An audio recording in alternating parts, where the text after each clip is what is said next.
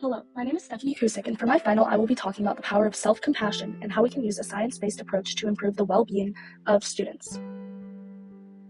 So, what is self-compassion? Self-compassion is the idea of treating yourself with the same kindness, concern, and support you would offer a friend.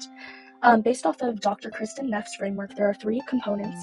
So the first one is self-kindness, which is being gentle and understanding with yourself. The second is common humanity, which is recognizing that struggles are part of the shared human experience.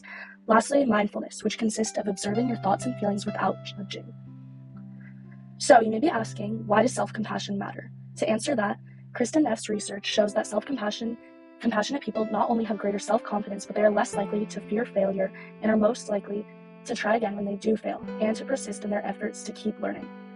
Self-compassionate people are proven to have a greater sense of self-confidence, are less likely to fear failure, and when they do face failure, they are more likely to try again. Lastly, they will continue to persevere their efforts to keep learning. So next, let's talk about the science-based benefits of self-compassion.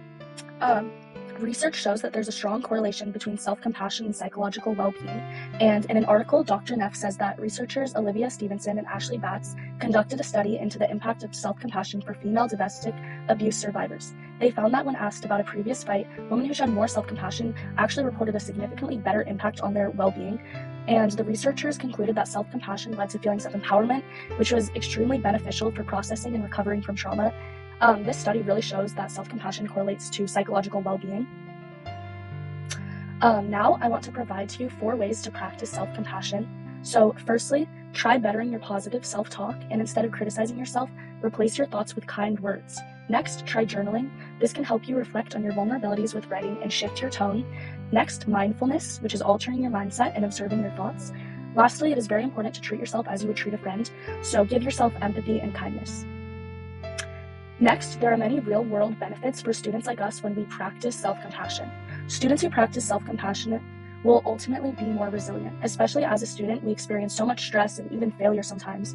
And when we practice self-compassion, we can bounce back and persevere through difficult times. As we wrap this presentation up, I want you to remember that, firstly, self-compassion is necessary to experience well-being, and you deserve it for yourself. Start today by noticing your self-talk and instead ask yourself, what would I say to a friend in this situation? Not only can choosing kindness over criticism transform your own life, it can change other people's. When we are kinder to ourselves, we create a better world for everyone.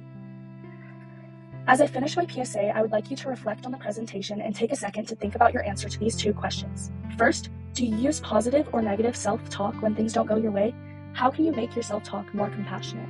And second, how will you practice bettering your self-compassionate this week? Thank you so much.